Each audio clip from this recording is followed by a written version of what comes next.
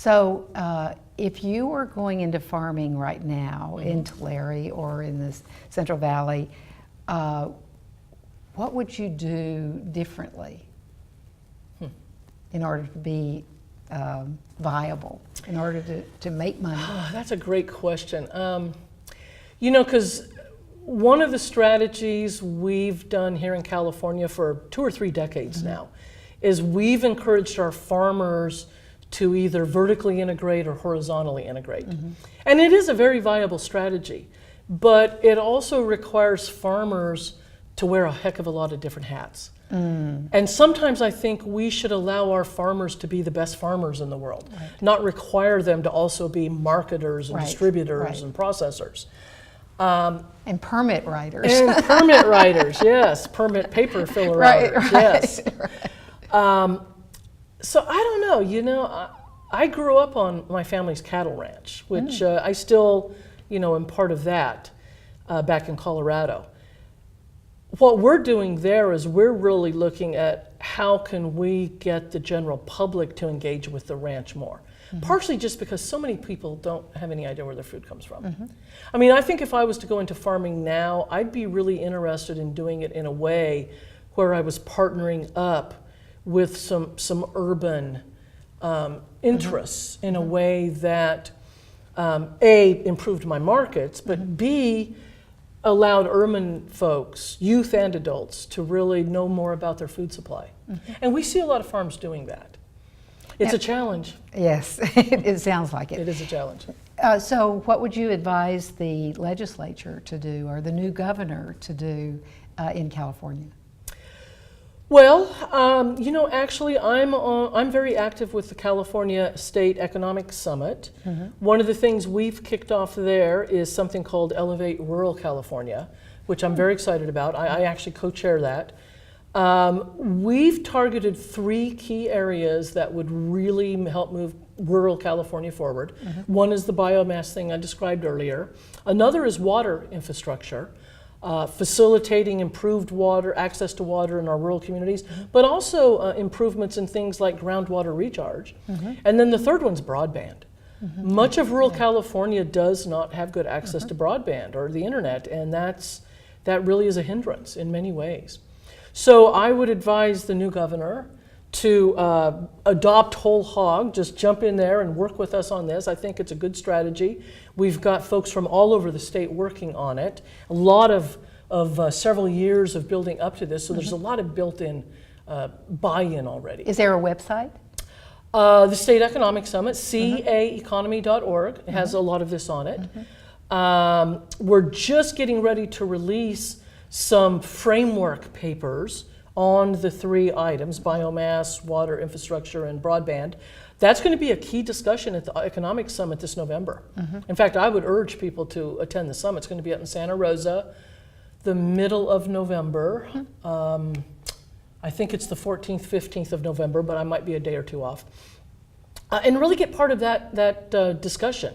The other thing we're doing is our Working Landscapes Action Team has produced a paper on ecosystem services. I think that's an area we as a society, we as a state really need to look at. If we want healthy environments and healthy economies, that comes together in how ecosystems function and how you compensate for delivery of ecosystem services. So if we've got farmers that are doing actions that help recharge groundwater or reduce flooding in cities or improve wildlife habitat, how do we get some compensation to them so that they can provide those ecosystem services even better, and which serves the urban public? So legislation might be a way. Well, and we've got legislation out there. I mean, you could argue that the Williamson Act is an example of exactly that. It was designed decades ago to protect farmland, to keep from urban sprawl from taking it over. In many ways, that's an ecosystem service, providing that farmland to produce food and fiber.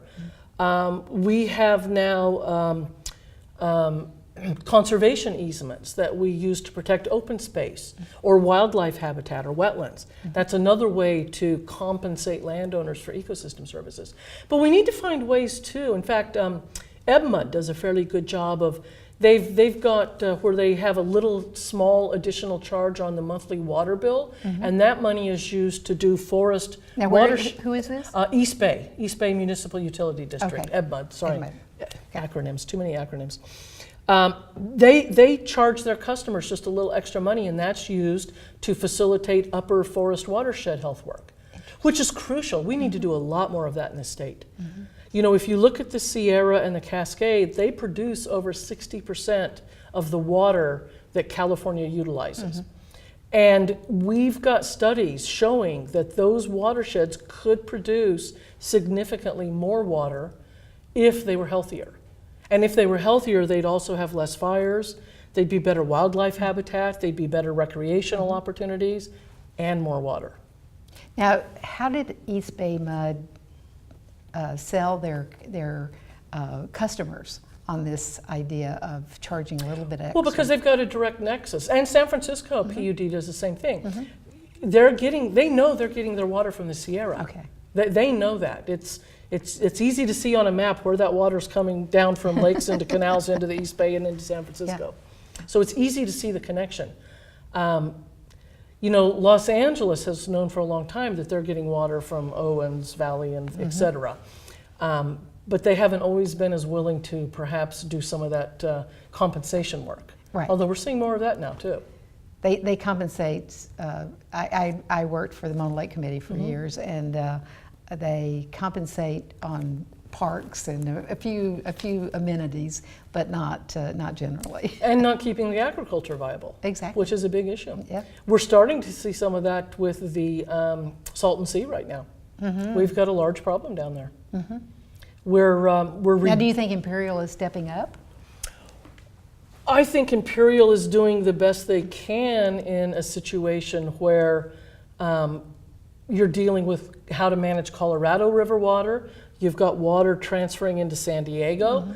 All of that is leading to less irrigation in Imperial, which means less water into the Salton Sea, and the Salton Sea shrinking. Well, there are challenges all over the state, but the future for, particularly with climate change, the future for agriculture is a challenge. It is. We're And doing so- a great deal of research on how to adapt and mitigate. There's going to be winners and losers, and I think what we're trying to focus on is having as many winners as possible. It does mean some of our crops are going to move. They may move north, they may move to the coast, they may move. The crops are going to be moving. So some of the locations we grow certain crops right now are just really not going to be viable in the future. So we have to deal with that. We have to also develop new varietals of crops that can withstand higher temperatures, longer days. So one of our big issues with stone fruit is you need a certain amount of chill time for the stone fruit to set fruit. And if you've got longer, hotter days, a longer, hotter season, that becomes a problem. So we're researching new varieties that need less chill time. Lack of labor means we're researching new ways to do the planting, the management, the harvesting with less requirements for labor. We're constantly trying to find out how to reduce the need for water for irrigation and still produce a crop. So there's a lot of different research going on agriculture to help it move into the rest of the 21st century and the 22nd century. You know, this problem's not going away anytime soon. Now, what do you see for in these areas where they move away, or where they reduce the amount of agriculture that they're doing? Are there diversification options? That's a really great question, and frankly, it's an area that deeply concerns me, because you know it's not just the agriculture you're losing. When you lose a lot of agricultural production in an area, there's a lot of people that lose their jobs that were part of that. The people that were selling supplies to those farmers have less demand. Some of them are going to go out of business.